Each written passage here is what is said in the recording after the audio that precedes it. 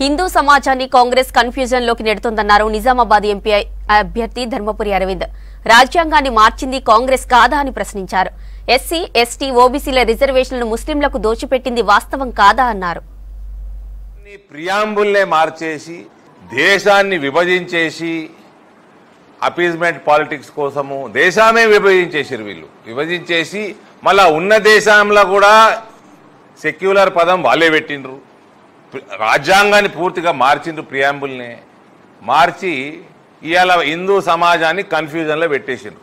మళ్ళా ఇవాళ మళ్ళా దోసుకొని మళ్ళీ ఇస్తామంటున్నారు. ఇచ్చిండ్రు కూడా. కర్ణాటకలో మళ్ళా ముస్లింలని తీసుకొచ్చి ఓబీసీల వాళ్ళ రిజర్వేషన్లు తీసుకొచ్చి మన ఓబీసీ రిజర్వేషన్లో పెట్టిండ్రు. మళ్ళా దెబ్బనే. Osmania university, Hyderabad central university గతి కూడా ఇట్లా కాదు అని గ్యారెంటీ ఏంది?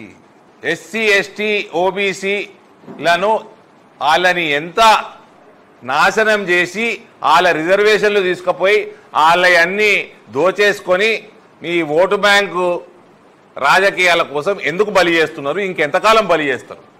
ఇది ఫెరోజ్ జహాంగీర్ మనమడు రాహుల్ జహాంగీర్ చెప్పాలి. వీళ్ళు గాంధీ ఎడికెళ్ళి వచ్చింది గాంధీ. మీ తాత పేరు ఫెరోజ్ జహాంగీర్. దాన్ని 2 ఏళ్ల కింద ఫెరోజ్ జహాంగీర్ భార్య ఇందిరా జహాంగీర్ ప్రధానమంత్రిగా సెక్యులర్ పదం ఎట్ట తెచ్చిపెట్టింది రాజ్యాంగంలో. అంబేద్కర్ గారు రచించిన రాజ్యాంగంలో పదం లేదు. ఎమర్జెన్సీ సమయంలో పెట్టాల్సిన అవసరం ఏమొచ్చింది ఆమెకి?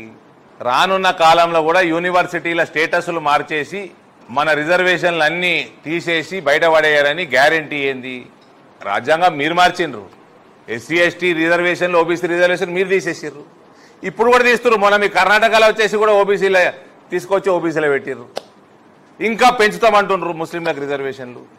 దేశ విభజన చేసి కూడా సరిపోలే మీకు. మళ్ళా విభజన చేసే కాడికి తెస్తారు కాంగ్రెస్ పార్టీ. ఇప్పుడు కూడా రోహింగ్యాలకి రిజర్వేషన్లు అడుగుతారు. బంగ్లాదేశ్కి వెళ్ళి వచ్చిన ముస్లింలకి రిజర్వేషన్ అడుగుతారు. వాళ్ళకి సిటిజన్షిప్ అడుగుతారు. రేపు రిజర్వేషన్లు అడుగుతారు. ఎవరు నాశనం అవుతారు?